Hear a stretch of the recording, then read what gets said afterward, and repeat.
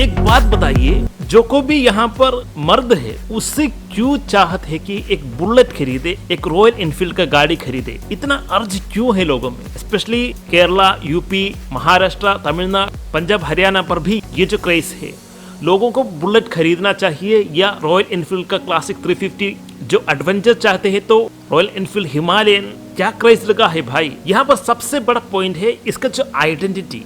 Royal Enfield एक brand है, 1990 से स्टार्ट हुआ जो ब्रांड है, जी हाँ, भारत में 1948 पर आया था। इसका जो आइडेंटिटी और जो थंपिंग साउंड है, और जब कोई भी आरई का जो गाड़ी पर जाते हैं तो उनकी तरफ लोगों को जो अप्रोच भी एंटायरली मैटर करता है। यहाँ पर हमने इंटरव्यू किया हो जो रॉयल एनफील्ड क्लासिक 350 का ओनर है। चलिए देखते हैं वो क्या कहना चाहते हैं, वो क्यों चलाते हैं आरई की गाड़ी, मेंटेनेंस कैसा है, रोड प्रेजेंस कैसा है, उनके शब्दों से हम सुनेंगे। പേരെന്താണ്? എൻ്റെ റിക്സ്. ഫുൾ പേരെന്താണ്? റിക്സ് റഹീം. ഓക്കെ. इनका नाम है रिक्स रहीम। जी हाँ, केरला में पल्लीमुख रीजन पर मैंने मिला था इन्हें। ബുള്ളറ്റ് എത്ര നാളായി മേടിച്ചിട്ട്? ഞാൻ മേടിച്ചിട്ട് ഇപ്പോൾ 4 വർഷമായി. 4 വർഷമായി. അത് ശരി. करीब 4 साल पहले इन्होंने ये जो रॉयल एनफील्ड का क्लासिक 350 खरीदा था। ഇവിടെയായിരുന്നോ അതോ വെളിയിലായിരുന്നോ? അല്ല, ഞാൻ കൊച്ചിയിലായിരുന്നു ജോലി. കൊച്ചിയിലായിരുന്നു. എന്തായിരുന്നു ജോലി? എല്ലാ ജോലിയും ചെയ്യും, ഇലക്ട്രിക്കൽ, പ്ലംബിങ്, പെയിന്റിങ്, എല്ലാ ये कोल्लम पर रहते हैं मगर काम करते हैं केरला के कोच्चि पर। हर तरह का काम करते हैं, ऐसे नहीं कि एक स्पेसिफिक जो भी मैं करूंगा। केरल में ज्यादा से ज्यादा जो मुस्लिम लोग होते हैं हर टाइप का काम करना पसंद करते हैं, ये उनका खूबी भी है। और हर एक बिजनेस पर भी वो लोग पार्टिसिपेट करते हैं। ബുള്ളറ്റ് എന്തുകൊണ്ട് ഇഷ്ടപ്പെടുന്നു? ഞാൻ എൻ്റെ വളരെ ചെറുത് മുതലേ എനിക്ക് ബുള്ളറ്റ് ഉണ്ട്. പഴയ മോഡൽ ബുള്ളറ്റ് മുതൽ എൻ്റെ ഉണ്ടായിരുന്നു. പിന്നെ ഞാൻ ഗൾഫിലൊക്കെ ആയിരുന്നു, ഒരു 10-15 വർഷം ഗൾഫിലായിരുന്നു. അത് കഴിഞ്ഞിട്ട് വന്നിട്ട് പിന്നെ വേറെ വണ്ടികളൊക്കെ ഉണ്ടായിരുന്നു. അത് കഴിഞ്ഞിട്ട് ഇപ്പോൾ ലാസ്റ്റ് जब मैंने पूछा कि क्यों रॉयल एनफील्ड की गाड़ी पसंद करते हैं तो इन्होंने बताया कि बचपन से ही मेरे पास आरई का एक गाड़ी था, फैमिली पर एक गाड़ी था। उसके बाद उन्होंने गल्फ गया, 15 साल गल्फ में था। वापस आने के बाद अंत में रॉयल एनफील्ड की गाड़ी पर ही जाकर फिक्स हुआ कि यही मुझे चाहिए। उस टाइम से ही ये जो रहीम भाई इसे चलाते हैं, रॉयल एनफील्ड की गाड़ी चलाते हैं। ബുള്ളറ്റ് ഇഷ്ടമാണോ? ഇതിന്റെ സൗണ്ടാണോ ഇഷ്ടം അതോ ഇതിന്റെ ഇത് ഓടിക്കാൻ എനിക്കിഷ്ടമാണ്. ഓടിക്കാൻ ഇഷ്ടമാണ്. വേറെ ഏത് വണ്ടി ഓടിക്കുന്നതിനെക്കാട്ടി എനിക്ക് ഇത് ഓടിക്കുമ്പോൾ എനിക്കതൊരു കേട്ടുന്നുണ്ട്, ഫീലുണ്ട്, ഒരു ഫീലുണ്ട്. मैंने पूछा कि क्या आपको इसका साउंड पसंद है या क्या पसंद है इस गाड़ी पर, तो उन्होंने बताया कि उसे ये चलाना बहुत ही पसंद है। ये मैं अक्सर सुना हूँ कि मॉडरेट स्पीड पर अगर आप बुलेट चलाते हैं तो ऐसे ही चलाने का मन करता है। इतना एफर्टलेसली, इतना अच्छी तरह से, इतना अच्छा रोड प्रेजेंस से रॉयल एनफील्ड की गाड़ी को आप चला पाएंगे। जो लोअर एंड टॉर्क इस पर जो मिलता है 3500 आरपीएम पर मैक्सिमम टॉर्क मिलने के कारण इतना ज़्यादा रव करना नहीं पड़ता। एक बढ़िया खूबी है रॉयल एनफील्ड की गाड़ियों पर, इतना कम दाम पर किसी भी गाड़ी भारत पर ये जो लोअर एंड टॉर्क फुली नहीं देता। जी हाँ, क्रूसिंग बाइक्स है भारत पर, क्रूसिंग बाइक्स है मगर उसका दाम भी बड़ा है।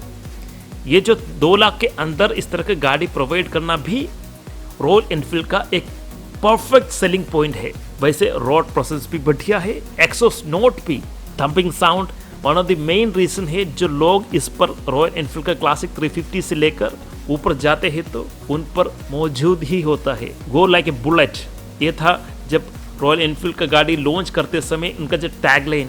നാട്ടുകാർ നോക്കുന്നു, അതിൻ്റെ ഒരു അപ്രോച്ച് എങ്ങനെയുണ്ട്? നാട്ടുകാർ നോക്കുന്നത് ഞാൻ നോക്കാറില്ല.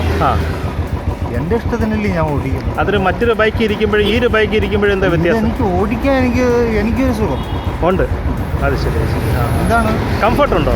കംഫർട്ടാണ്. चलाने में मज़ा आता है, कंफर्ट है, कन्वीनियंस है, अच्छा खासा रोड प्रेजेंस है। और हाँ, धक धक धक धक धक धक धक ये जो साउंड भी एक डरावनी जैसा साउंड लोगों के मन पर आता है। वैसे बोलते हैं कि मैं जो दूसरा मुझे देखता है इस तरह से मैं सोचता भी नहीं हूँ, मैं मेरा ही अंदाज से चलाता हूँ गाड़ी को, एंजॉय करके चलाता हूँ।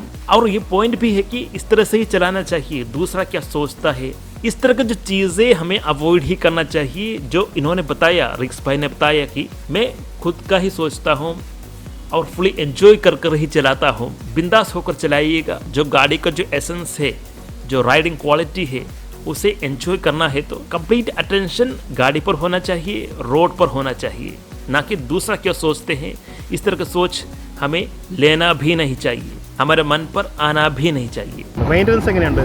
മെയിൻ്റനൻസ് വരുമ്പോഴത്തേക്ക് നല്ല രീതിയിൽ വരും, ഇല്ലെങ്കിൽ ഇല്ല. ഒരു മാസം അപ്രോക്സിമേറ്റ് 5000 ആവുമോ? ഒരു സർവീസിൽ എത്രയാവും?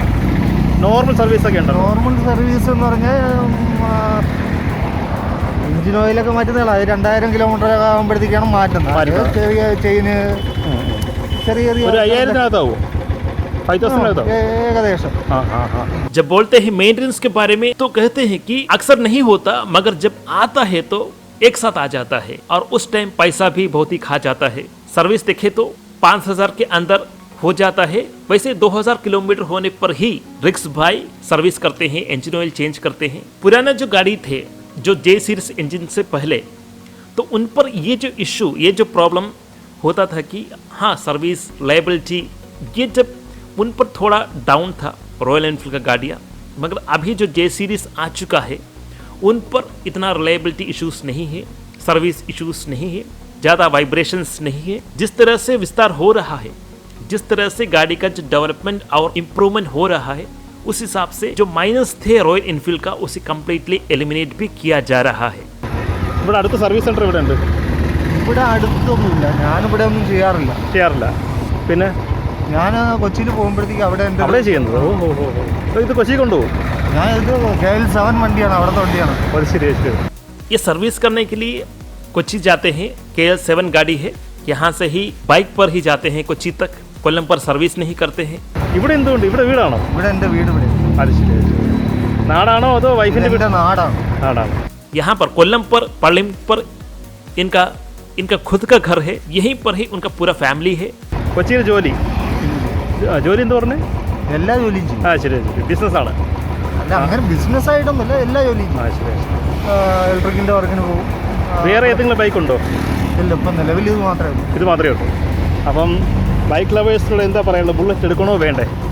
ബുള്ളറ്റ് എടുക്കുന്നത് നല്ല കാര്യം തന്നെയാണ്. എനിക്ക് ഭയങ്കര ഇഷ്ടമാണ് ബുള്ളറ്റ് കൊണ്ട് നടക്കുന്നത്.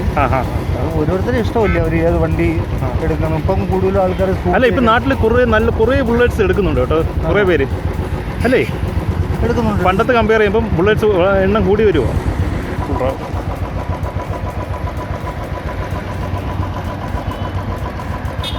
ശരി, താങ്ക് യു.